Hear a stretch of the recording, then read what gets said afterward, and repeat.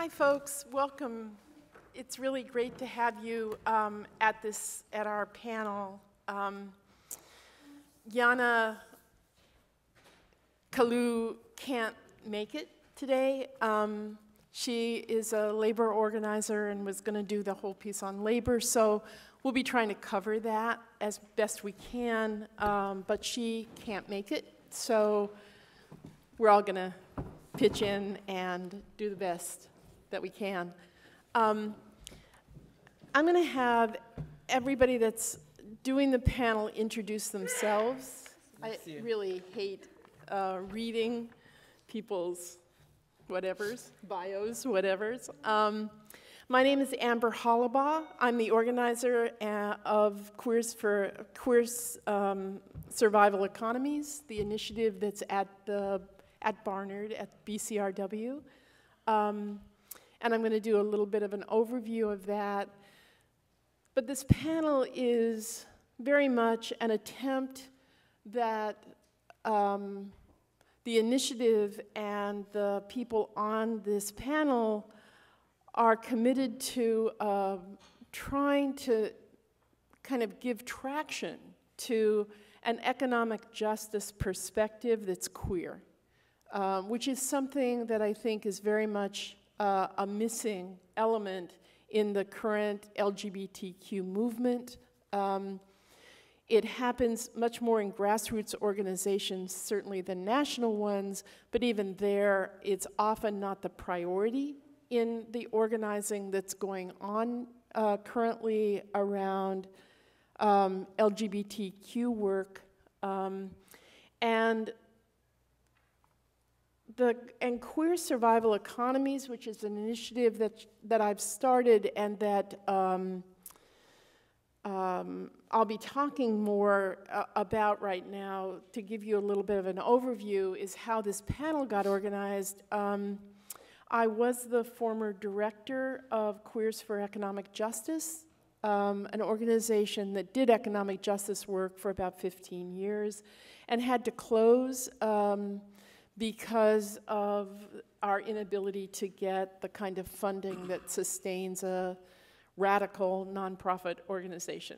The two just didn't seem to walk well together. And so we were able to stay alive for about 15 years. Ola was a person that was on QEJ's staff. So there's a lot of us that are around. And I want to talk about the Queer Survival Economies initiative because it's what I brought from that organization to try and keep alive an economic justice framework that was queer, that really understood that you couldn't reduce who we are in our sexual orientation and our desires and our gender identities from the way that we're classed, we're raced, we're economically struggling, that those things are not separate, and that the myth of gay affluence, and it is a myth, is a particularly dangerous one because it makes those of us that are LGBTQ and come from backgrounds of poverty or class very invisible in the narrative of who's queer.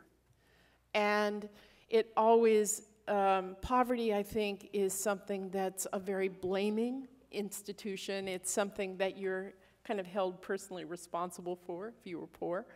And it has particular impact in an LGBTQ setting because it's not talked about, it's not framed as something that's a reality that sits on our lives in very particular ways that impact the work that we do, the lives that we lead, the neighborhoods we live in, the fact of our experience of survival and capacity.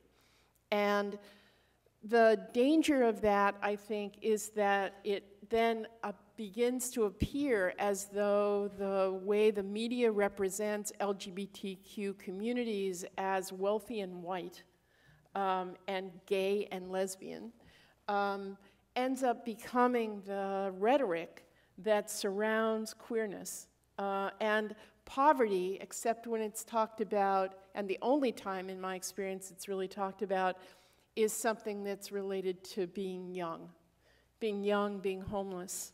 That is something that's quite explicit, but somehow you turn 18 or 21 and the fact that you're still poor, you're still queer, you're still on the street seems to not matter any longer in the LGBTQ movement.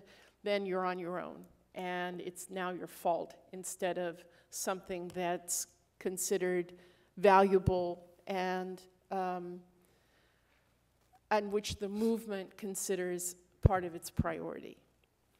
Queers for Economic Justice, and now Queer Survival Economies, is an initiative to try and change that conversation in the queer world about who we are as queer people in terms of class and race, in terms of gender, in terms of the ways that we survive in those identities and prosper or don't, and the reality of the way that that myth of affluence shapes the agenda of the broad LGBTQ national movement, so that you never see poverty issues come up, certainly not for adults.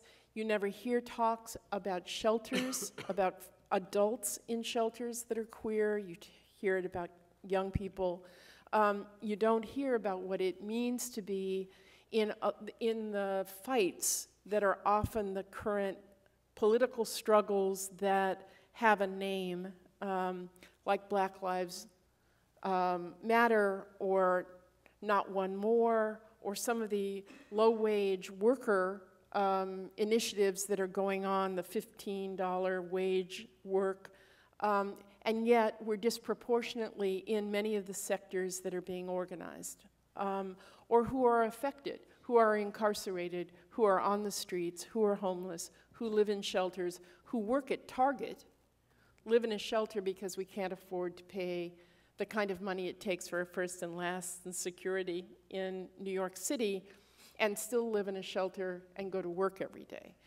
Those are the kind of stories that are never the stories of who queer people are, and it's what Queer Survival Economies as an initiative is trying to move forward. If you want to see some background information, I'm not going to go into, I don't like talks that are a lot about statistics, but if you want more kind of background information, myself and Margot Weiss wrote an article called Queer Precarity and the Myth of Gay Affluence, and it's in the New Labor Forum, and you can find the article online with our names, and it has much more of the background information, so if that's useful, if it's something, the article is really an attempt to try and create the piece of material I could never find to give someone when I wanted to talk to them about class and race.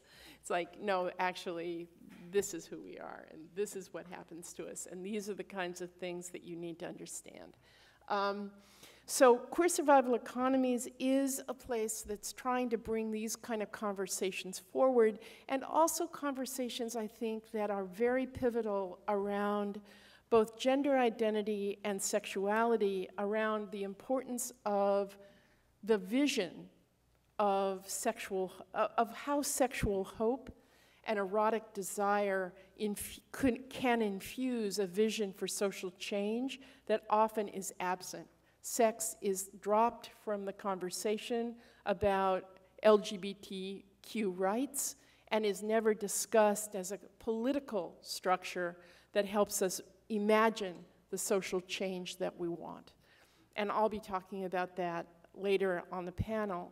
But I also want to say that one of the things we're working very hard at with the Queer Survival Economies initiative is to bring questions of economic survival into a conversation that's richer and fuller. And by that, I mean both a question of the kind of work we do and the way that who we are lives out the reality of our economics, and also informal economies, which are almost never talked about in the context of economic justice. So that sex work street life, street experience, street survival is never talked about as part of how we cobble together the lives that we have and that we need to have in order to be able to survive as queer people in the context of economic justice. So part of the panel today will also be talking about sex work as a conversation about what needs to be talked about in terms of labor, in terms of the way that we actually build the economic survival strategies that we need in order to be able to exist in this culture and survive. There are there's a kind of triangle that queer survival economies relies on, and that is labor, both formal and informal, immigration, questions of immigration, undocumented workers, what it means to be economically vulnerable, queer, and an immigrant, and sexuality, both the positive and powerful politics of sexual desire and the possibility of a transformed future, but also HIV and AIDS, different ways of sexual targeting around gender and race, the way that surveillance is used in terms of controlling our sexuality, and economics is the resource we can or can't bring to the reality of our economic lives, and the way that sexuality as a framework needs to be understood in terms of economic justice, so that it actually isn't something that's a comma at the end of a sentence, but something that engages in the vision of the work we do. So immigration, labor, and sexuality are the three areas that Queer Survival Economies as an initiative uses to frame the question of survival, of who we are, of what it is we do, of what it is we need to do, of what it is that's often invisible, even though we're highly targeted at the same point that we're never discussed. The conference that Queer Survival Economies did, which is Invisible Lives, Targeted Bodies, I've got this information so people can see it, again, was to try and talk both about how class and race in the context of sexual orientation and gender is never really framed out in terms of the economy, but also that we're highly, pivotally targeted, over-targeted in the way that we're attacked on the streets, we're marginalized in the economy, and we're invisible in the framing of economic justice. That's what this panel is here to try and talk through. Each of the panelists is going to introduce themselves, and so we're going to get started. And if people want to ask questions, we'll have lots of time for that as well. Ola, you want to start? Sure. Introductions and? Uh-huh. Okay. Yeah. Hi, everyone. How's everyone doing? Good? Thank you so much for giving us your attention and your audience for this important conversation. My name is Ola Osaze. I work for the Transgender Law Center as a development senior manager. I am a Nigerian immigrant, a queer and trans person who's been living in the US for about 25 years, an asylee who attained permanent residency a few years ago. So I'm actually not representing TLC today. I'm representing the trans and queer African immigrant community I've been a part of for many years. So I'm really going to talk about immigrant rights struggles and how it intersects with criminalization and just about how folks have been invisibilized, African immigrant folks have been invisibilized in that movement. So I have a cold, so please bear with me. So I'm gonna go slowly so I can be understood. So I grew up in the shadow of dictators, too many to name. I grew up taking displayed portraits of presidents, our presidents, off our living room wall when they were toppled, and putting them back up when the presidents reinstated themselves a week later. By age 8, I was used to using words or phrases like coup d'etat. And after seeing one dictator and his minions slaughtered, while another more militarized one rise up to take his place, I understood quite well what that phrase meant. Sometimes the political repression and corruption in Nigeria had us cowering in fear in our living rooms. Other times, the inanity of it all, the frequent power outages, corrupt politicians, religious clashes, the barely there infrastructure, and rampant greed would have us cackling, as laughter was really our form of healing and resistance.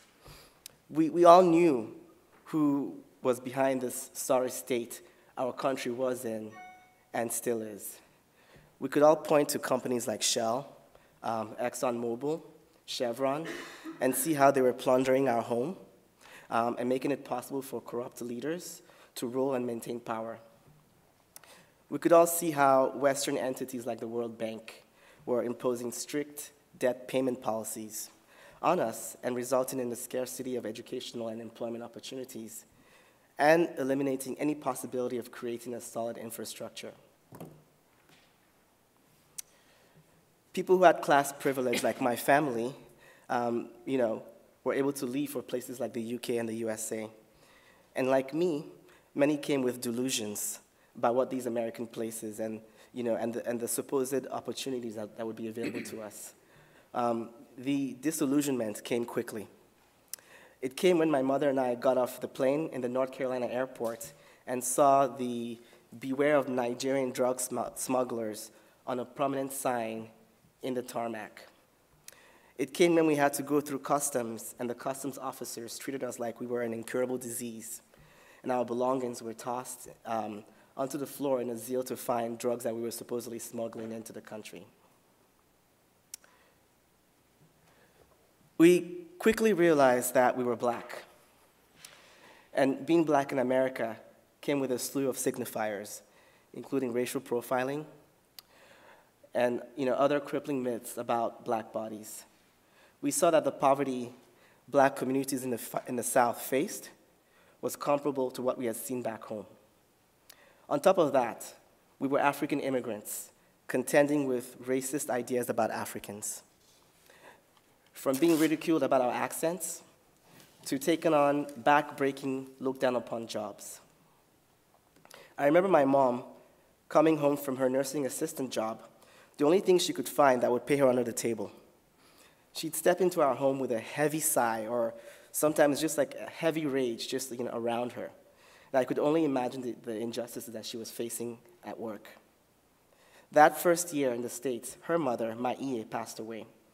And I remember Mom looking at me and wondering how she could leave me, then a teenager in high school, to go home to this funeral and risk not being allowed to come back to me.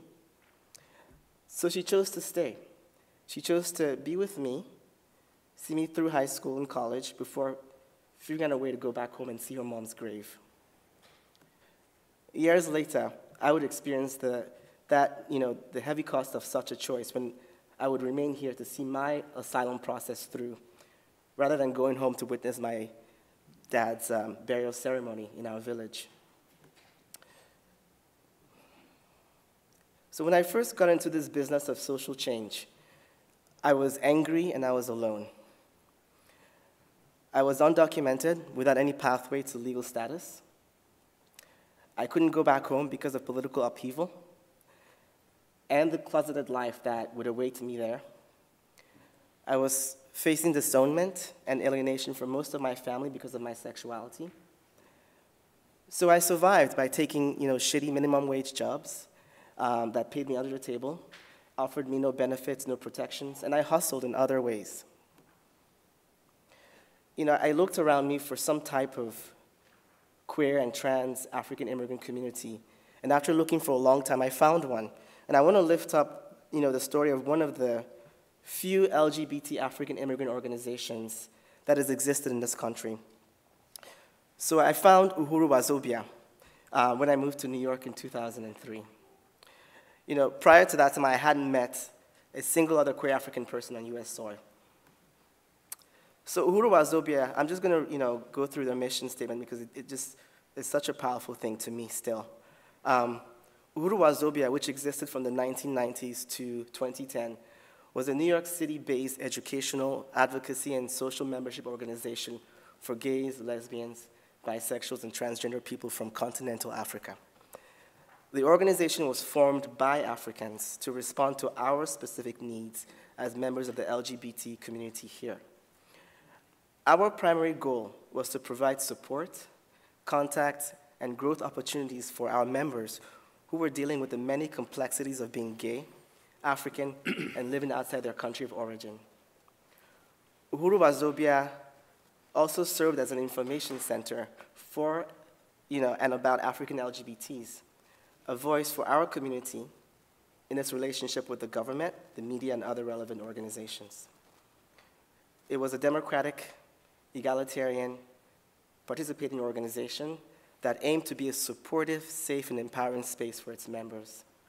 It aimed to enshrine the best traditions of African community and family, while allowing us to define our own sexual, gender, and cultural identities, independent of both Western imposed constructs and the imposed constructs of African heterosexism. Through Uhuru, we created safe spaces where queer Africans of all stripes could be our multivalent selves, where our sexualities, gender identities, and expressions weren't policed or scrutinized. It was incredibly affirming to see myself reflected in such beautifully complex beings, all a long way from home like me.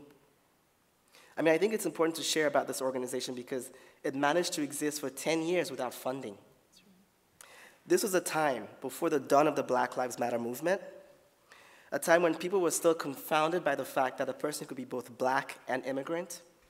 Rarely were we invited to participate in conferences or join and lead immigrant rights coalitions. Today in 2016, the Black Lives Matter movement has given us the tools to really talk about and challenge the invisibility of Black immigrants, particularly Africans, in social change movements. How alone we are because there aren't the financial resources to create political homes and community centers for us on US soil. There are no financial resources to create spaces where queer and trans Africans can come together and build community across ethnicity, nationality, class, gender, and gender identity. There also isn't a focus on building our leadership, bringing us to the forefront of movements. Funders say this is because there are not enough of us. Meanwhile, there are millions of Black immigrants in this country, and we are rapidly growing.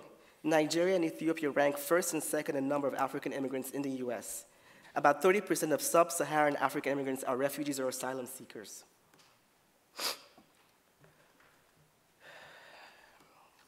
For us, the so-called war on drugs, war on terror, has meant that our communities are under hyper-surveillance and racially profiled.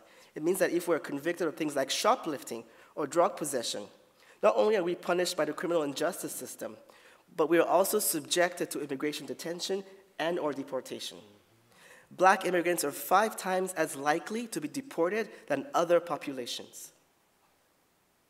For trans and queer immigrants who are Black, we also deal with the daily violence of being harassed and brutalized on the streets, to being X'd out of employment, to being denied housing when homeless, to being rejected by our families who don't want to accept us, to the proliferating state attacks that are trying to demonize trans people in the eyes of the general public. These experiences force us onto the streets, force us to engage in street economies for survival, all of which brings us in contact with the criminal injustice system and immigration enforcement. But there is incredible resiliency and visionary modes of resilience within these communities. Even though we couldn't get funds to continue and broaden the work of Ola Osaze, we realized the usefulness of creating POC-centered queer movement building spaces. Organizations like the Audre Lorde Project, which was co-founded by Nguru, a key member of Uhuru, and also a Kenyan queer who was also active in the HIV/AIDS world in the US. Organizations like Fierce, co-created by Hermone, a fierce Ethiopian dyke and healer. It was Uhuru members like Kekendo Murungi who joined the International Gay and Lesbian Human Rights Commission and funded their Africa program, or members like me joining Queers for Economic Justice to fight the state violence waged on poor, queer, and trans people in this country. So I'd like to invite this audience to dream with me about what a truly inclusive immigrant rights movement could look like. What would it look like if we lifted up the voices and prioritized the leadership of Black immigrants in this movement? Would citizenship be the end goal of this movement? Would reform be the end goal? Especially when reform does not address the problems of white supremacy and how that intersects with heterosexism and patriarchy? So what if we all became citizens? I'd still be Black. Racial profiling and criminalization would still be realities that Black bodies have to contend with. Legal status is one feature of change, but it doesn't begin to address the full spectrum of life, of my life and that of other Black immigrants, especially those who are trans and queer. If we prioritized Black immigrant leadership, African leadership in the immigrant rights struggle, we'd be forced to examine and address the forces that cause Black migration and the US-initiated wars in countries like Somalia, Kenya, Ethiopia, and others that has led to mass displacement of Africans. We'd be forced to reckon with the fact that America's treatment of Black migrants is just one part of the story. In Israel, they lock up African migrants and asylum seekers indefinitely at places like the Holot Detention Center.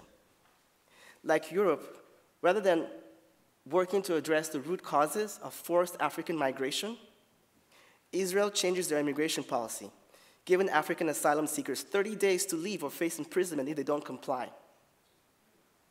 Many of these people have nowhere to go, no resources with which to go. How could they comply? When they're eventually deported, they're sent to economically depressed Eritrea, or still recovering Rwanda with no papers, no money, no prospects of employment. But Africans are survivors and fighters. We'll try again. We'll travel through Libya, we'll brave the Mediterranean seas, we'll head for Lampedusa, the closest Italian port to Africa, and many of us will die in the process. Just last year alone, thousands from Sudan, Ethiopia, Eritrea, Somalia, Senegal, Gambia, and Nigeria died, sunk down with the vessels that carried them from one continent to another. An immigrant rights struggle that centers Black immigrant leadership will have to tackle America's role in this heightened African migratory crisis, which has almost reached the proportion of the Atlantic slave trade.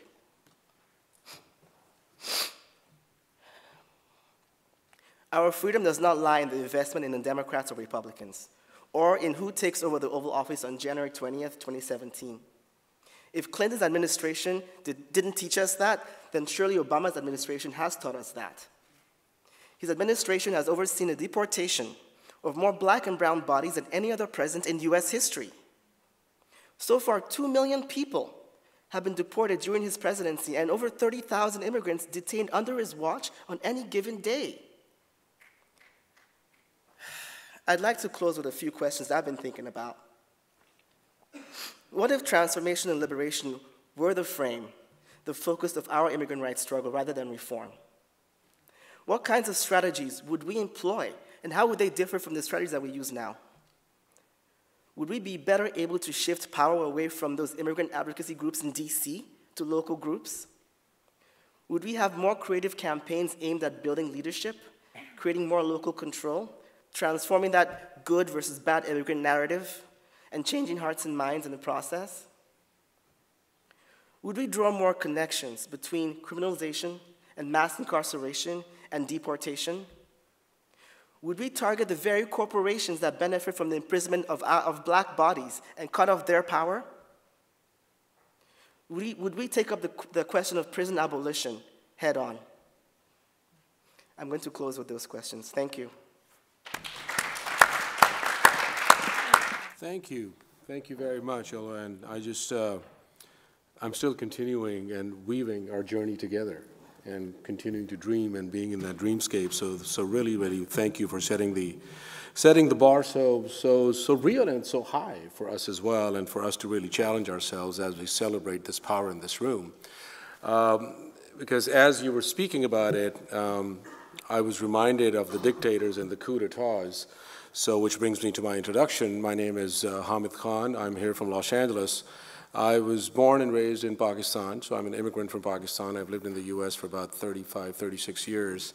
My formal education is all in Pakistan. I have a BA from Pakistan, which I cheated on my finals, so that's how I graduated from college.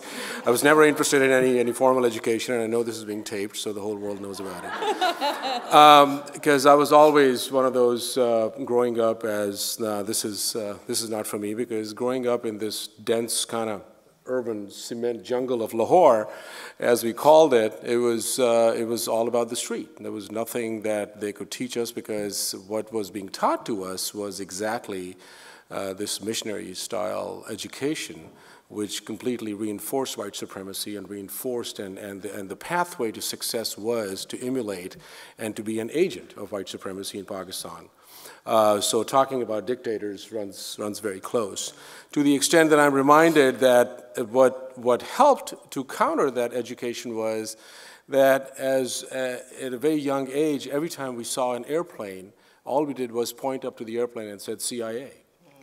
That was our orientation, because an airplane represented CIA to us. That was it. And the other image I can't forget is this. It was like this image, and it was the US Aid office. So we would get these powdered milk from the United States through the US Aid office. And so thank you for bringing that home. I wanted to speak, my work right now is, I've been organizing in LA for about 30 years. Starting off with organizing in the South Asian immigrant community, and helped co-found a group called South Asian Network in LA, which really looked at this intersection of race and class and social justice and racial justice and economic justice and sexual rights. Was the first organization in the South Asian community, at least in LA, which was not queer identified, but working with the LGBTQ and queer trans community in pushing the agenda and coming up with reports and talking about the impact on the lives of all the communities who identified as South Asians. Then I was involved in organizing with taxi workers, so that led me to be the honor of working along with African immigrants. So when you talk about resilience and power and survival, I mean, I've had that firsthand experience of just seeing that power unleash and being just celebrating that power that people brought. And for the last 6 years, I've been engaged very deeply in exposing and unpacking and organizing around local law enforcement surveillance, spying, and infiltration programs. So which led to the creation of a group called the Stop LAPD Spying Coalition in the city of Los Angeles, which really has taken on quite a bit, and exposing and looking at surveillance and spying and information gathering as a 24/7, as very much a tool of social control, and I'll talk about it a little bit more. But I want to start off by, since we are speaking about sustainabilities and we are speaking about, and we hear a lot of language around intersectional movement building, I think what we need to do is to just take a step back and look at that how oppression and state violence continues to sustain itself. How intersectional is state violence and white supremacy as well? Because I think unless we unpack that, unless we understand that, that helps us in developing our own understanding of what intersectional movement building is. And that's what are the several moving parts that are constantly at work that oppress us and silence us. So I want to thank Chris, because he's going to help me with a couple of these things.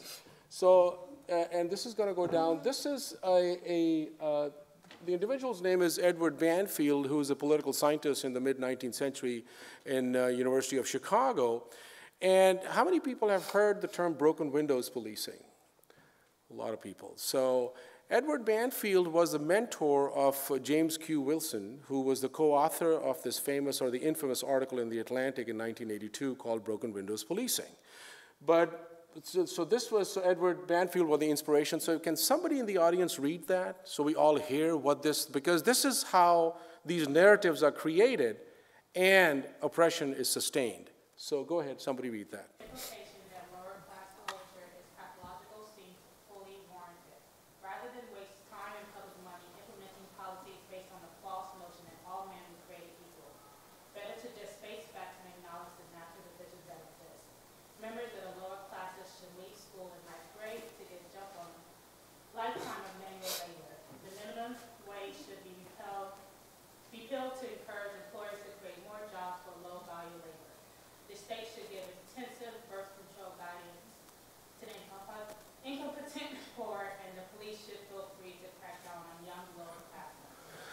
So this is the philosophical, just a guidance that people who then help create policies, which are then operationalized, which become a part and parcel of our policing, and then they're unleashed primarily on. So we just felt it firsthand in Los Angeles when, and the Stop LAPD Spying Coalition is based out of Skid Row in downtown Los Angeles, that how these policies were unleashed on unhoused people and homeless individuals in the city of Los Angeles.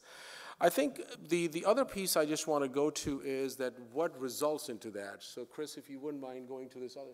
This is from the Guardian newspaper. They started a countdown of how many people had been killed just in 2015 by law enforcement. This was a project that Guardian and Washington Post together started. And some other counts are that it was about 1,260, but this is through the FBI, so okay, it's 1,140. And when you break it down every day, then we see the scale of violence. It's every 7 hours and 42 minutes, someone was killed by law enforcement agencies in the United States. Every 7 hours and 42 minutes. The Los Angeles Police Department led the nation by killing, if we see the LA Times, it's 21. If we look at the Guardian, it's 20. Nevertheless, it's at least 20 or 21 people. They led the nation in killing the most people. There were 45 shootings and 21 people were killed. So when we go back to Edward Banfield and the inspiration behind it and behind Broken Windows, this is the kind of policing we should expect. I mean, otherwise to expect anything like protect and serve would be extremely just naive. And for us to assume that we can reform something that is anchored in slave catching, that's what the origins of the police in the United States are, and then enforce the Jim Crow laws, segregation laws, color laws, black codes, and then various forms of immigration enforcement, then to even discuss that police can be reformed is really just a pie in the sky, because something that is flawed by design to begin with, just makes the case for us when we talk about abolition, and abolition not of the prison, but abolition of the police system by itself. So which then leads us to organize that, okay, what are the alternatives? How do we redefine public safety? Which then takes us into where all the monies and resources are going. Because just in Los Angeles, public safety agencies, LAPD, and the fire department takes 73% of the city's budget. LAPD just by itself takes 54% of the city's general fund. So we can see that how much money is going into policing our bodies. So that's something that we need to do. Should we go to the circle? So, which brings me to this one. I just wanted to share this with you. So this is the LAPD's architecture of surveillance. This is the various forms of both human and electronic intelligence gathering and surveillance and spying and infiltration tactics. So this is what we call intersectional surveillance. This is their movement building to track us, to trace us, to police us, to monitor us, and share information on us. So just a quick snapshot. This is also posted on the website, stoplapdspying.org, so I welcome you to look at it. That where it says SAR and iWatch, SAR is the Suspicious Activity Reporting Program.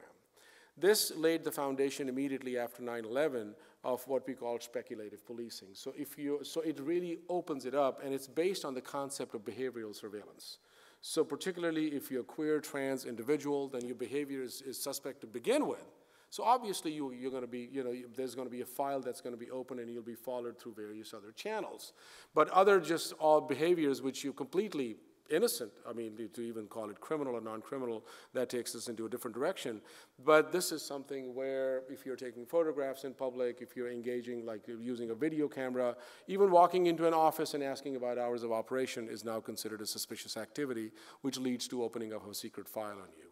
Then we have the See Something, Say Something program, which you may have seen on buses and metros, and that we call that the iWatch program in Los Angeles. What's really interesting is that policing in the United States, particularly after 9/11, that increasingly counterterrorism and counterinsurgency tactics are being incorporated and codified into domestic policing. So SAR is a counterterrorism program, but now it's being used in domestic policing. What are some of the results? We forced and when I say we, it's just a large group of people in LA, the Stop LAPD Spying Coalition. We forced the Inspector General of LAPD to release an audit, and back-to-back audits that were released in 2013 and then more recently in January 2015. The 2013 audit showed that these secret files, people engaging in everyday behavior, 82% of those, and as much as you don't like statistics, me neither, but they tell us some story at least, 82% of these files were opened up on individuals identified as non-white, and the largest sample was on the black community. Right? In the 2015 audit that came out, this information is gathered and then it's sent to these mega spy centers from there, called fusion centers, and from these spy centers this information is then shuttled and it's shared with about 18,000 local law enforcement agencies, every federal agency, and private contractors, every business, and your social services as well. Last audit showed that of all the information that went to these warehouses of information gathering, 31% were opened on the black community in a city which has 9.6% black population in the city of Los Angeles. And so clearly a 3-to-1 disparate impact, right? In the gender count, 50% of these files were open on black women. So we see the incredible amount of impact that is happening and how racial. So all of these policies, and the rest of that is like the IGGs, the intelligence gathering guidelines, where now cops can take on what they call fictitious personas or fake identities to friend you on social media and to walk with you. So there's actual, entrapment that is going on as well. And then we have predictive policing. The trapwire it's usually on street lamps, and it's a facial recognition and a body recognition system that immediately picks up your body image, and your information is sent to these spy centers. Then you have Stingray, which basically is an artificial form of mimicking cell phone towers that zaps up all your telephone information. DRT is a digital receiver technology that is on fixed-wing airplanes that the FBI has used to jam your phones as well and to pick up. And this was happening quite a bit. Stingray was used quite a bit in Chicago and other places during the start of the Black Lives Matter protest and rallies as well. That the daughter of one of the aldermen in Chicago, actually her phone, and this is how we found out that there is this actual communication between fusion centers and Chicago Police Department of jamming her phone call and her information as well. And then the drones and automatic license plate readers. And so the point I'm trying to make here is that there are so many pickup points, but what is it doing? And that's what takes me to the next stage as well. That predictive policing has been built on the suspicious activity reporting, which was built on testing all these models in Afghanistan and Iraq. These are most of these technologies have been battle tested. Stingray started off as a device that the U.S. Navy had started in tracking cell phones in Afghanistan. So when the law enforcement lost a case in the Supreme Court in the U.S. where they lost the GPS tracker, I don't know if people remember, there was a big case in the Supreme Court. They had stuck a GPS tracker at the bottom of somebody's car, and they lost that case. They immediately had the Stingray technology to replace that, so we can fight these things in the court, but they have so many things in their toolbox that you lose one, you pick up another one as well. So that's where the intersectional surveillance comes in too. But what is happening now is that we have entered into this new world of big data and predictive algorithms. So now our lives are being monitored, and everything that happens in our lives is being determined through predictive algorithms, which takes me to the other piece as well. That we just launched a project in partnership with a group out of Charlotte, which is primarily women coming out of incarceration. It's a reentry group, and a group out of Detroit, where now we are looking at this intersection of surveillance and information gathering and public benefits. So now predictive algorithms are being used to predict if somebody is going to violate their Section 8 voucher, which is public housing basically. So then they could be preemptively stripped of their Section 8 voucher as well. The Los Angeles County Department of Children and Family Services is actively looking at predictive algorithms in issues of child abuse. So what they're saying is that we can preemptively prevent child abuse from happening by taking a child from somebody's parents. So now when we look at it, when we talk about policing, when we talk about the tools of social control, these are some of those tools of social control. This is the way that our bodies are being policed. And it's not just policed by law enforcement. It's not just policed by the FBI. It is very local. It is just completely permeated into every aspect of our life. But at the same time, what do? How do we fight back? And I think that is where the alternative organizing needs to happen. And while a lot of people speak about encryption, and while a lot of people speak about it, and of course there's something to be said about encryption and all that too, but the problem with that is in our organizing that, a lot of times our conversations are happening over here. but the organizing on the ground completely misses the point. So in essence, what is happening now is our big fight is that there are 3 or 4 principles that we operate on. One is that this is not a moment in time, but a continuation of history. This just didn't happen. It's been built upon histories and histories of surveillance and counter-surveillance and counterintelligence. But again, how do we look at that history as well? A lot of times people limit the historical knowledge to the FBI, to the COINTELPRO and counterintelligence programs, which primary purpose was to dismantle, to discredit, and neutralize and disrupt movements for social justice, Black Liberation Movement, Chicano Movement, American Indian Movement, and various other movements for social justice. But before that, going back to labor, this goes back to the late 1800s. 1886 is a seminal moment in this thing, and this is when the Haymarket strike happened in Chicago, the fight for the 8-hour workday. And in the aftermath of Haymarket, they blamed the anarchists as 2 bombs going off, and then some people were hung. But immediately in the aftermath, by 1888, they had established the Red Squads in local law enforcement agencies, where Chicago Police Department had come together and they said, now we have entered an age of ideological warfare.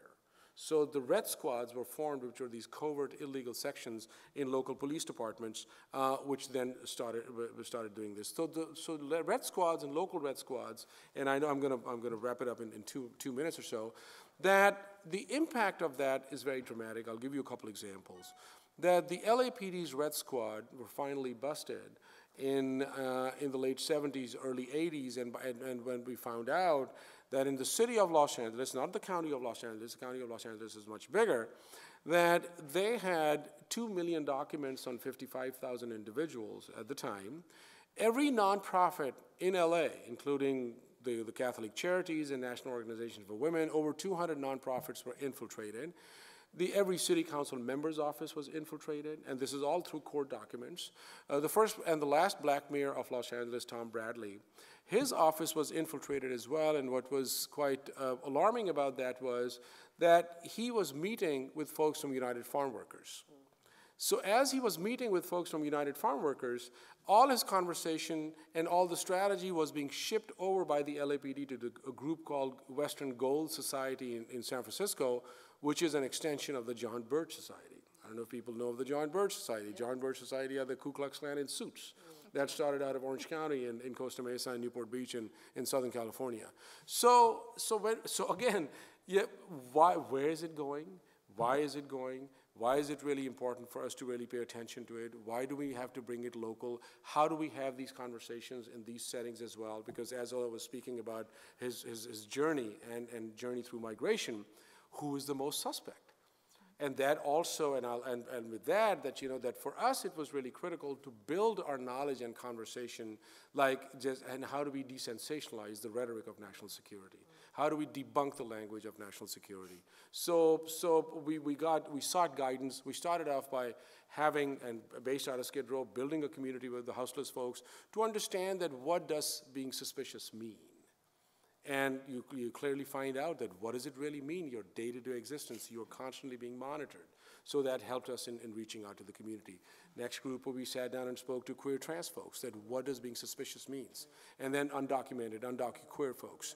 Day laborers, talking to day laborers, like what does it mean that when a day laborer goes in, how the see something, say something gets triggered?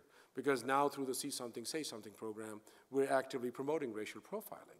We are creating a culture of suspicion and fear to the extent that this last audit that I spoke about, of all the suspicious activity reports came out, 81% of those came through the See Something, Say Something program. That people were actively snitching on each other and people were actively just calling out. So obviously you would see that, it's not just limited. We talk about state violence and state racial profiling. It was the people whose own racist behavior, they were being stoked, and they was looking at people just like, well, he looks odd or she looks odd or they look odd to me, and this is what they were doing. So I think I'll now stop there, that there's much to be said. And I'm hoping that as we do this Q&A, it's more of a conversation, that how do we build together? And as in the earlier panel, Kara Page was speaking about stitching a quilt together, that how do we weave these lived experiences together? And how do we walk out with a much bigger quilt that brings our power together? because, as we speak about intersectional movement building and sustainability, I think it's this collective power for those whose shoulders we ride on, this power that we celebrate, and all the future power to come. And I think that's where our power lies, and this is how we're going to dismantle this system. Thank you. Hi, my name is Kate D'Adamo. I'm the National Policy Advocate at the Sex Workers Project. We're a legal and counseling services organization that works with folks that trade sex, kind of across the spectrum of choice, circumstance, and coercion. So we are actually the only legal services organization in the country that works with both people that identify as sex workers and people that identify as trafficking victims. And so I get to do all the policy and advocacy work there. But I'm actually here today not representing them so much as really drawing from, I was a community organizer for a number of years for folks that traded sex, again, across the spectrum. And so I'm gonna talk a little bit about, through the lens of sex work, I wanna talk about primarily informal labor and a little bit about formal labor. But everything I'm saying is really something that can speak to so many other different types of labor, because sex work is work. Yeah. So that kind of underscores everything that I'm going to be talking about. So I guess first to just kind of define our terms. We use these terms, formal labor versus informal labor. Informal labor is what gets talked about. That's where you're on the books. It's the fight for 15 and trying to get a minimum wage. It's trying to get, raise the standard in a lot of different formal forms of employment. And then informal labor is kind of the everything else. And then within that, you also have things like precarious labor, temporary labor, which fall often into these gray spaces. I like to say that formal labor kind of exists in the place where our formal structures, whether it be a job or benefits, end, and our needs still exist. And especially for queer folks, but for a lot of different populations, informal labor has been the mechanism of survival. And so I think it's really important to talk about how we piece these things together. How very oftentimes when we're talking about sex work, maybe someone gets their exclusive income through trading sex. But a lot of times we're also talking about people that, just had their hours cut down from 45 hours a week to 25 hours a week, and they don't know how they're going to make rent. We're talking about folks where, minimum wage just doesn't cover that much, where your benefits, you're on disability, and that's not going to cover your rent, but getting a formal job and getting disability literally isn't an option. And so what we end up talking about is the way that we kind of piece these things together and cobble together an existence a lot of times. And so, I'm here talking about sex work and primarily informal labor, but we're also talking about, people trading drugs and people selling drugs. We're talking about renting out a room in your apartment or letting a friend sleep on your couch for $100 a month. We're talking about babysitting. We're talking about selling food stamps. We're talking about dog walking for an extra $20 a week. And a lot of people engage in sex work with a number of other different types of street economies. And so, what I'm saying is going to be sound kind of bounded, but it really exists in this context, in this continuum of survival. And just another note about terms. So I use the term sex work when I speak. It identifies this idea of trading some kind of sexual services for some kind of resources. But I also want to be really cognizant of the fact that that doesn't really work for everyone. A lot of people don't identify as sex workers for a variety of reasons. Either they don't see what they're doing as work. Maybe they're trading for housing, and or maybe they just, sex work just doesn't feel right to them because, like every other term, it has a legacy to it. And so for the reasons of they just don't identify with that movement, they don't use the term sex work. And so I'm going to use it here, but with full recognition that a lot of the activities and a lot of the folks that I'm going to be talking about don't use that term at all. And so what is sex work? So it's any kind of sexual trade for resources. So it can be everything from doing street-based work, flagging down a client and turning a trick in a car, to doing cam work, to doing sugar baby work. It's a pretty wide spectrum, and within that, it's really common to do a lot of different types of work. And because of the nature of it, you're really talking about this spectrum of experience. I say choice, circumstance, and coercion. And a lot of people exist in that circumstantial space. And as your circumstances change, your relationship to the work changes. And maybe one day you just decide, I can't do this today, so I'm gonna do something else. Or, you know, maybe one day your car breaks down and all of a sudden you need $700 worth of work, and so you take 3 different sessions that you would have never taken at any other point in time. But you just don't have that option anymore. And so because of that, you know, we talk about this spectrum, but it is, you know, this session is here, and maybe I hate this client, but he pays really well, so that's one's down here. And maybe I got a really great session really early in the month, and so I don't actually need to work, so I'm definitely doing this one by choice. And that can change day to day, session to session. And so, you know, it's queer survival economies. So why is this a queer issue? And I think a lot of the things that have been talked about really point out why we have to talk about economic survival and we have to talk about poverty when we talk about queer issues. You know, I think that there's a really amazing moment right now happening in the LGBTQ movement where we're saying, okay, yay, marriage, so what's next? And I think that economics has to be part of that conversation. And not just economics, and not just, you know, the fight for 15 is a queer issue because so many people are living on minimum wage jobs. You know, access to the formal economy is something that has hindered every step of the way for marginalized folks, for queer folks, yes. I mean, if you're kicked out of your home and you have to switch schools, all of a sudden you getting into Barnard is really, really tough. Maybe you don't have parents who can pay for that, and getting access to scholarships that are only available to folks who are able to, you know, be 4 years on a football team just isn't an option for you. Moving around a lot means that access to some kind of steady job, having a resume is really difficult. And then once you overlay, and this is what I really hope to be able to talk about, criminalization on that existence is really, really difficult. And so when we talk about, you know, and I promise I'll try to be intergenerational and I won't just talk about youth, but the numbers are there for youth, so I'll take that. Okay. But when we talk about, you know, the youth homelessness population, roughly 5 to 7% of the general youth population identifies as LGBTQ. 40% of the runaway and homeless youth population identifies as LGBTQ, 50% in DC.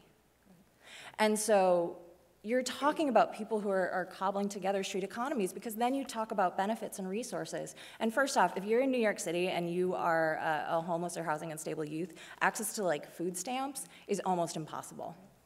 And just filling out the paperwork, following up on everything is incredibly difficult, and then the hoops you have to jump through afterwards to get food stamps is absolutely ridiculous. There's a program— Inadequate food stamps. Yeah, that don't even make it through. So you're probably still having a hustle on top of it. But, you know, then these programs are instituted like workfare, where you can get food stamps, but you have to work those hours. So instead of going through the paperwork, of waiting, because what do you do in the meantime? You know, you're going to figure out how to make it work. And when they talk to youth who are doing street-based sex work, the first thing that people are buying is food. And so then you talk about the shelter system, which is just inadequate to deal with a primarily LGBTQ population. They just did a survey of the shelter system. 30% would accept trans women. And so when you're talking about a dearth of resources anyway, where you have access to a third of that paltry sum, you're not really talking about options for people. Not to mention, the challenges of getting a job while you're homeless or housing unstable are almost insurmountable. And so when we talk about these issues and we talk about the importance of poverty for this population, you know, it adds an additional layer that doesn't get talked about. I mean, we can definitely talk, and it's important to talk about discrimination. It's important to talk about stigma with, you know, when you're riding on a subway and you hear some kind of slur up at that. It's a different experience when that's your benefits administrator. And so I think the layering of these issues is a really important conversation. And the layer of criminalization is just another one on top of that. And so the criminalization of sex work, so I think it's really important, and this is something that doesn't get talked about enough. So informal labor is kind of looked at very often in this way of informal labor, you know, it happens in a space where formal labor isn't for a variety of reasons, whether it's, you know, you were fired from your last job because you're transitioning, or you're a parent and you actually want to raise your child, or you're a student and you can't get hours, or you don't have documentation status, and you know, you came across the border for asylum reasons, and you don't have access to a visa or a work visa, what are you going to do? And so it's looked at very much in this way where the point of, or the goal of informal labor is to formalize it, but I think that is a misstep. Informal labor is going to need to exist. And overwhelmingly, what we need to do with informal labor is decriminalize it. And so I can speak in terms of sex work, but I think that, you know, when we talk about broken windows policing and the way that a lot of quality of life policing happens, a lot of times what we're talking about is the criminalization of survival outside of a formal structure. And so, you know, I think it's really important to talk about the gains of informal labor and the gains of minimum wage and workplace protections, but not without the recognition that for a lot of folks that just doesn't work. You know, if you're doing sex work, like a $15 minimum wage is awesome, but no one gets a minimum wage for sex work. And so that needs to be kind of a piece of it, that what the goal is ultimately decriminalization. And it is overwhelmingly criminalized. Again, I'm going to go back to youth because that's the numbers that I have. But for youth who are trading sex on the street, 70% of them had a prior arrest, at least one prior arrest. 28% had 5 or more prior arrests. And because we're talking about youth who are trading sex, of that population, 70% of male-identified, 60% of trans-identified, 50% of female-identified had a prior arrest that was a non-prostitution arrest. So we're talking about generally drug charges and turnstile jumping. And so when you have 5+ arrests on your record, and this was a study of people who are under the age of 18. So when you're 16 and you have a rap sheet that has 9 different arrests on your record, access to a job, good luck. Access to housing, because if you have a prostitution arrest on your record, you also, in most jurisdictions, you actually can't get access to public housing. And so compounding all of those marginalizations, having the layer of criminalization and the way that sex work is policed is something that definitely needs to be at the forefront of an LGBTQ conversation. And so I think that, I think the other thing that I want to say is, you know, we talk about informal labor as this kind of like, I make it sound like a piece of desperation. And I definitely don't want it to do that. People have a lot of different relationships with sex work, but I think it's really incredible that the informal economy has saved so many of us and saved so many of our communities and allowed our communities to exist in a lot of ways. I think it is a radical act to demand economic justice as a marginalized person. And I think informal labor overwhelmingly has provided that. And it has been an act of not just survival, but of justice to access that capital. And so I just kind of want to talk a little bit about how sex work is criminalized, because it's very kind of narrow when we get to discuss it. And so there is, yes, prostitution is criminalized, and actually it is not decriminalized in Nevada. I feel like I get that question all the time. There's like a couple of counties in Nevada that are allowed to have a brothel, which are very, almost overwhelmingly, they are exploitative. You're talking about not being able to leave the premises, required testing that isn't paid for, having to split huge house fees. And so the United States is the most criminalized around the sex industry in the Western world. And so we criminalize everything. And so yes, the act of trading sex for resources is criminal. And so, but there's a lot of things beyond that. And so I think going back to surveilling, actually what most people end up getting charged with is loitering for the purposes of prostitution, right, which is, it's loitering, and then there's this assumption. And it's the assumption in the mind of the arresting officer. And so overwhelmingly what you see on police files that come in are things like what a person was wearing, being in an area known for prostitution, being a known prostitute, which means that if you have a prior arrest and conviction on your record, and the cops know that because they arrested you 6 months ago, all of a sudden you're a person known to engage in prostitution in an area known to have prostitution, which is probably your neighborhood. The way that queer bodies, and especially trans bodies, especially trans women and especially trans women of color, are policed is overwhelming. And so a lot of times you'll see police records that come in that say it was a man wearing a dress. And so at the Sex Workers Project, we're a legal services organization. So we say we serve folks that trade sex and those profiled as such, because we have so many clients who come in who have never engaged in sex work, but they've been arrested 3 times for loitering. And it's absolutely dependent on someone being in a certain space, being identified by an officer, and they absolutely do sweeps, where they're gonna go and they're gonna arrest every trans woman on these 3 blocks. You can see like the police records when they come in. Chicago has this, like, they'll tell you like the minute they arrest someone, and all of a sudden in the course of a day, like there's 12 arrests in like a 40-minute period. And it's because they just went down and they arrested everyone for loitering for the purposes of prostitution. Also, one of the other main things, it's no longer true in New York because of like rigorous 6-year battle, but possession of condoms is used as evidence of prostitution. And so if you are wearing a certain, if you are dressed a certain way and you have condoms on you, guess what? That's enough for an arrest, and you'll probably get convicted. So imagine the last like white dude in a suit who was walking down the street who had condoms on him who was arrested for loitering for the purposes of prostitution. And so when we talk about the way that this is criminalized, it's disproportionately affecting specific populations, because a lot of time it's about saying where you can and cannot be. It is like similar to, I think, a lot of the gang laws in LA. It's about saying this space is not for you. And so it's about policing that space and those bodies out of that space. It's also, I'm not really gonna go into it, but there's a lot of conversations about end demand, which is about basically doing John stings and trying to arrest clients of sex workers. And that's looked at as like, that's okay, but you know, arresting for prostitution isn't. If you criminalize an exchange and an activity, it does not matter which side is criminalized, it's still criminalized. And when you criminalize an activity, you make it more violent, you push into the shadows, you make it more isolated, you make it more exploitative when someone has to engage in it. And so I'm not gonna get into buyers, but just understand that it's just as bad. And it actually doesn't deal with the issues created through criminalization.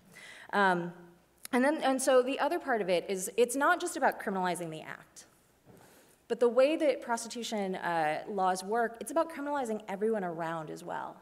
And so a lot of times we hear these terms pimping laws, which I hate that term. It is a abusive and racialized term that breaks down in a very specific way, and there's literally, that word does not exist in these laws. So what you're talking about are things like promoting prostitution. You're talking about receiving the proceeds were had through prostitution. You're talking about, a lot of times, peers. You're talking about colleagues. You're talking about your assistant. You're talking about your manager. You're talking about in a space where, like, there's no online course for, like, how to do sex work. And so a lot of times you go to your other friends who have hustled and you say, how do I do this? And so because of that, it is you have to be part of a community, and very often. You have to rely on your peers. And so these laws about criminalizing everyone around the person engaging in sex work is about breaking down that community and criminalizing that community for being a part of that existence. And so, you know, I think especially when we talk about queer lives and the ways, like, we relied on each other to survive. And so I think it's really important to understand that when we're talking about pandering laws and receiving the proceeds, by the way, one of my favorite cases of someone who is receiving the proceeds, which is considered a pimping law, is adult children of sex workers who were in dire financial straits, and their parent lent them some money, and all of a sudden they were their pimp. These laws are, I know. And so many of these laws are about isolation. And so the difference between someone who is able to talk to their community, is able to say, I don't want to go see this client alone, can you go with me? Who is able to say, I finished up my shift at 4 in the morning, can you drive me home? Because I don't want to take the subway because I have cash on me. This is how these laws are breaking down for a lot of folks. Because in none of these laws is there violence, is there force, is there victimization listed. It's just about the activity of supporting someone in sex work and knowingly doing so. So what happens is none of these laws are also attached to like a job application or to all of a sudden you get access to public benefits. And so when someone is criminalized, all it does is not give them a single other option, but make every other option harder. But when when your community is criminalized for knowing you engage in sex work, it means that you can't ask anyone for support. It means you can't tell anyone. It means you can never go to someone and say, how do I screen a client? Or have you seen this client before and were they safe? And so I think sex work is definitely an issue that needs to be looked at through these lenses of like where do we move next? And it needs to be looked at as a piece of how are we criminalizing the way that marginalized communities are surviving and not assimilating at the same time. And so I think that's where I'm going to end, because I'm really curious to hear what y'all are thinking. But thank you.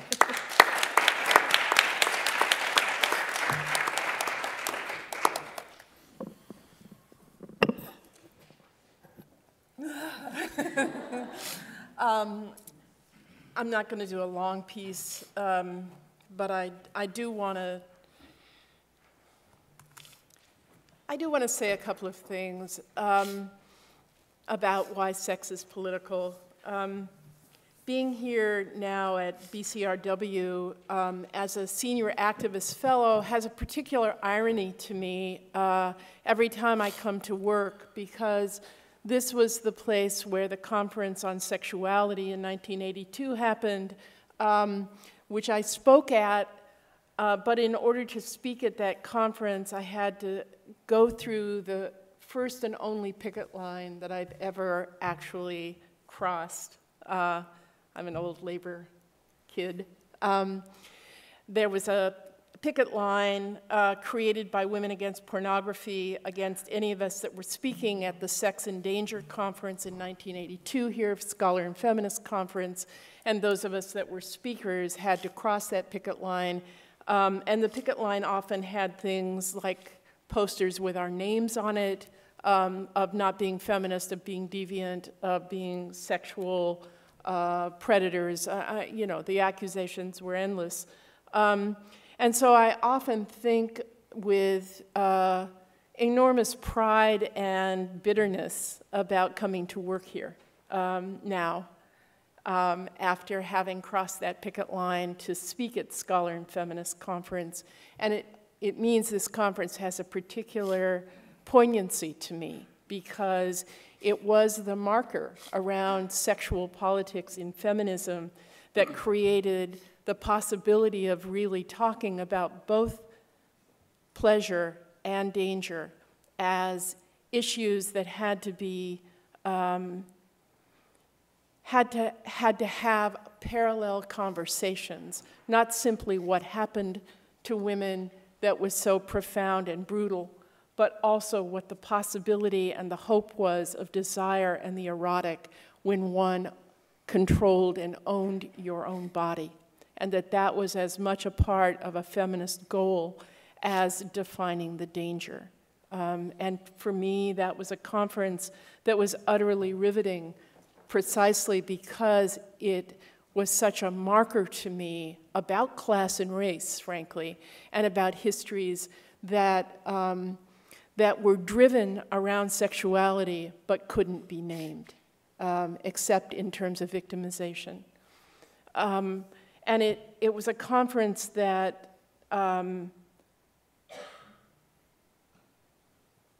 that actually meant for me, I chose to leave the women's movement for many, many, many years because because it was so bitter and so ugly. And because the things that I actually knew in my own history and my own life weren't of value. The fact that I was mixed race, the fact that I was poor, the fact that I was not in any way ashamed of having been a sex worker for many, many, many years, all were things that were problematic, could not be seen in the context of feminism. And I felt at that moment that I wanted to go and do work in a movement where my own history had value. And I went and did HIV and AIDS work. Because the politics of class and race, the politics of sex, and the politics of stigma were combined in that place, and I then became the director of the Lesbian AIDS Project and did AIDS work for 20 years. But the Scholar Feminist Conference has always meant a lot to me, precisely because of that history and because it was such an extraordinary moment in framing dialogues that I feel like all of us on this panel are engaged with to this day, which is about survival and the body. And it is why I refuse to give up an understanding of why sex is political. That this is not simply individual choice about desire, orientation, pleasure. It is about the way that those questions are asked differently depending on how you live your life, who you are in your body, and what you have to negotiate to actually possess any of the possibility of desire. If I am at Barnard and I have a dorm room where I'm allowed to bring a partner, it's not that the sex is going to be different in that dorm room, but the safety of that sex is going to be different if I have that sex, exactly the same sex, in a shelter or a street rather than my own dorm room where I can protect myself. That's political. Those choices are political choices, not because they, and because they're not talked about, I think, in ways that are still useful in a conversation about survival and economics. That the AIDS epidemic isn't over, that the newest report out of the CDC has the highest risk category for gay men of color, for African American and Latino gay men, that the infection rates are profound, that no one wants to talk about it anymore because now it's in communities of color, it's understood in communities of color as about race, not about sexual orientation. And so the conversation then shifts profoundly, and the risk and understanding of risk also shifts. The way that the LGBTQ movement ran from the possibility of radical desire in order to make it acceptable to get married. Because you wouldn't want to actually have sex with the wrong kind of people, or too many of those people, or too openly, or too in a way that was considered kinky and not traditional, and still be able to make an argument that you had the right to be a married person. To talk about who you are when you're poor is not a conversation that's an abstract, and I think the three panelists before me have made it really clear why that's true. One of the fights around sex and poverty is, to me, was so epitomized by the rent boy, the current rent boy, the fight around the rent boy. The FBI, Homeland Security came in, shut down rent boy. They've been around for 20 or 30 years. It's a gay men's sex site online. But, you know, and it was scary, although actually most everybody's, I think, been released now, right? That's what I heard. Yes. So it was an advertising site that was primarily M4M sex workers. It had been around 20 years. They went in, shut down the site, raided the offices. 7 of the employees were actually arrested for promotion of prostitution. Right. And 6 of them, their charges were dismissed just, I think, 2 weeks ago. Right. And the CEO is being prosecuted under federal charges by Homeland Security for promotion of prostitution still. And it was a case that got a lot of visibility in a way that I think was deserved, because it was horrific. But it also was particularly bitter, I think, for any of us that have been sex work organizers, because this is such a daily occurrence around sex work that's never reported, never considered critically important or somehow oppressive in the way that it was often written about, at least in the gay press. Because who are you? You're a poor person, you're a person of color, you're a trans person, you're living in a homeless shelter, you're turning a trick. Oh, you're busted? So what? You don't matter, and you don't count. So I think the question of sexuality and survival is enormously important in the way that we talk about building a political movement, because when you leave that out, what you've left out are both the histories of oppression and the histories of possibility. You've left out of the narrative of building change. The desire and the possibility of desire for any of us that have had to fight to have the right to that desire in the first place always means it's political every single time, even when you actually have a lease on your apartment. That there's never a time that I don't think about it when my lover is a butch woman who I end up having to negotiate to give possibility because it's not safe for her in the emergency room, it's not safe when we're walking down the street. Those things always matter. That's my desire. Those things count, and they build a different narrative. If you're talking about poverty, if you're talking about survival, if you're talking about hope, you have to be able to have the conversation about what it means to have lived the life that you've lived, not because it's always bad, but because it's hard, because it's difficult, because choice is not something that is ever really good. It's just less awful in one place than it is in another. It's less bad. And I always think about it, especially when I've taken flack around being open about being a sex worker. You know, it's like, I think it was quite brilliant that I figured out my own survival in that context, because I had been picking tobacco. And if you've ever picked tobacco, when you pick it, cuts your hands, and the nicotine seeps into your hands, and you have to pick for long, long hours, and they don't heal, and so you have these extraordinary infections that you can't get rid of because that's the nature of the work. I could have continued to do that, or I could have, you know, done other kinds of really horrible jobs. And instead, I figured out that there was a way for me to use my body to make it possible to survive in a way that was not the same, did not make me vulnerable in some of the same ways. Those were not other people's choices, but those are the things that I think have to be talked about when we're talking about building political movements.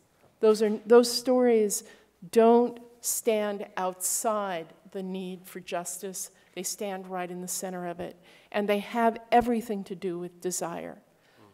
For me, desire made my life possible, both the things that were very difficult to deal with and the things that gave me hope. Finding women, finding people that could actually be my lover in ways that I had never imagined was going to ever be possible for me because of my own history, made it possible for me to do change work, because I believed that there was a possibility for myself in the future. Those are the things that I think are riveting about desire, because they give people the possibility of not giving up, of actually believing that they could have lives that they value for themselves, even when they're difficult. And that, to me, is why it matters so much to have sex be a part of the conversation about survival and economics. We're going to end a panel there. Thank you.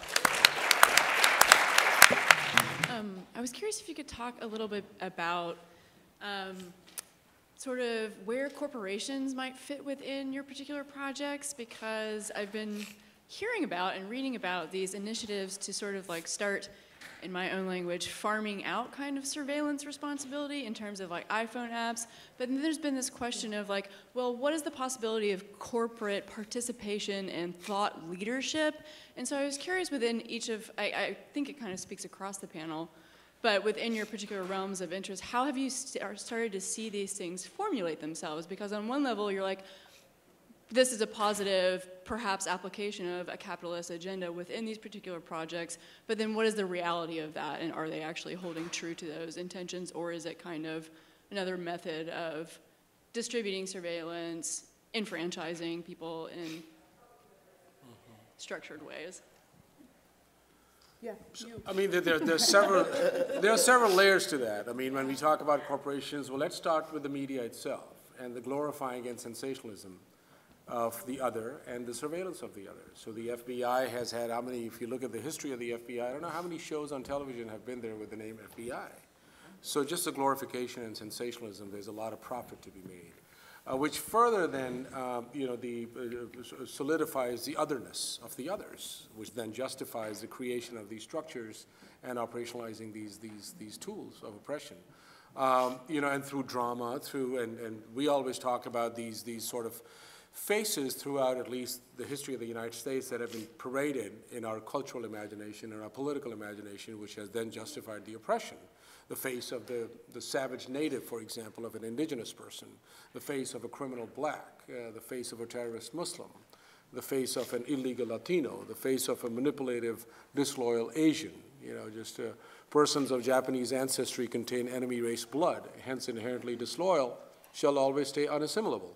The justification behind 9066 that led to the concentration of, and then obviously the faces of queer trans folks. So just that. Then more on a structural level, there was a report, just a mainstream report that had come out that Washington Post had done. This was released in July of 2010. And at that time in the surveillance industrial complex, and we should name it as it is, over 1,900 private corporations were already involved in information gathering and surveillance as well. So and then when you look at the contracting and the subcontracting and the further contracting and the outsourcing and the insourcing, so that's another piece of that. The third layer to that is the access to information that private corporations have. Because fusion centers, where all our information are going, for example, and other data centers, when you apply for employment, for example, your pre-employment check, your fingerprints, they all go to fusion centers as well. That's where the FBI and the Joint Terrorism Task Force checks it. So if you have, and as you were talking about the record that has already been created, all this information gets shared. So for somebody who has been stopped for loitering, that record would show up when there's a pre-employment check is taking place as well. So I mean, and I can go on, but and then of course, just the sheer amount of money. There's a report that I was gonna point to, that even the U.S. Senate had come out, and it's called Safety at Any Price, that from 2003 until 2012, at the time, $41 billion had been given by the Department of Homeland Security through FEMA, the Federal Emergency Management Agency, for emergency preparedness. And through that, over $8.5 billion had gone directly to local law enforcement agencies. So while you must have heard of this, or you may have heard of this program, the Department of Defense program of surplus equipment going to law enforcement, the 1033 program, that is a very small sliver of the much larger system of what is known as the Urban Area Security Initiative. I mean, through that, and this is something that I had it in the slide I forgot to show you, monies are being spent where police is being invited to these, and law enforcement is being invited to these conventions where actual zombie apocalypse is being played out by actors. So $1,000 a day is the registration fee. This happened in San Diego at Coronado Island. So the money that the taxpayers are paying, it is being spent into practicing for a zombie apocalypse. That it's going to happen, so how do we protect ourselves? So corporations, just like obviously the jails, G4X and CCA, the Correctional Corporations of America. So this whole policing is very much, and I think that is also, we need to start looking at it, that while everything is being privatized, one of the longer term outcomes of the post-2003 invasion of Iraq and occupation of Iraq has been the further privatization of services too, because at one point, while there were about 150,000 troops which are employed by the Department of Defense, there were 400,000 private contractors which were present in Iraq as well. So subcontracting and profit making is very much tied to our policing, because we're looking at a system of state capitalism, basically. That's right. Yeah, the only thing I think corporations are very broad as far as, you know, their relationship to a lot of these things. And I think when we're talking, especially looking at the relationship between formal and informal labor, there's a really interesting relationship in terms of moving from informal economies to formal economies and how difficult that is. And I think the layer of criminalization is making that obviously more difficult in kind of a number of ways. So, you know, there's the piece about like the worker and the criminalization of the worker.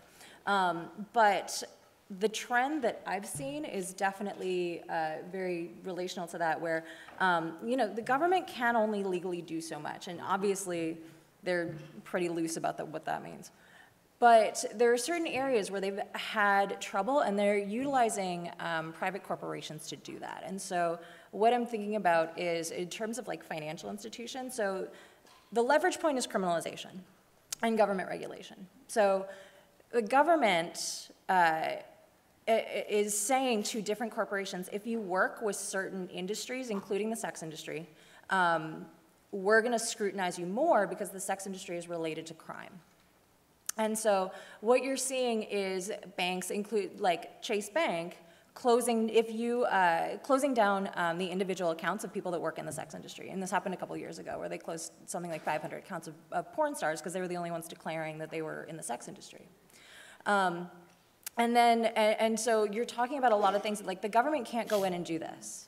They don't want this industry to exist. And so they're utilizing private companies in order to make it more, just make it more and more and more difficult. They're never going to be able to arrest everyone who trades sex. But they are going to be able to make it significantly more difficult to exist in that space and to exist safely in that space. And corporations have a huge stake in this. Corporations don't benefit from informal labor. The government doesn't really benefit from informal labor, because all of a sudden you don't need to be on housing benefits that tell you where to live and how to live and who you can live with. All of a sudden you're allowed to make your own rent. And so the government has a stake in you being dependent on them. Corporations have a stake on you being dependent as both the worker and the consumer, and informal labor completely undermines that. And so there has been a growing partnership between these two entities. I don't like to talk about trafficking, even though that's all I ever seem to talk about. But there's relationships in certain countries. So how many people have seen like Ann Taylor's, like, we give money to anti-trafficking efforts, or like the Body Shop? So what they're generally giving money to is organizations that also receive government grants that go into countries and do things like brothel raids. You go in, you arrest everyone. If anyone's undocumented, you deport them all. So what happens with those? And this is anti-trafficking work, because they're saying a brothel is trafficking because we think it's exploitative, and we've decided that we don't want it anymore, and so a brothel raid is good. So one of the patterns that they've looked at, especially at places that are receiving government grants, that are receiving a lot of this private corporation money, is that they are being funded to do these, and then everyone that they pick up is then forced into formal labor and forced generally into factory labor in countries that are sourced by the same companies giving money to the organizations doing brothel raids. And so I think that when we're talking about corporations, they are an affront, and they are undermined ultimately by the existence of informal labor, and it's supported by criminalization of such. You know what? I feel really bad that everybody's standing outside waiting to come in for the reception. I just don't think we can do it longer. So all of us, you can come and find us, but we need to end.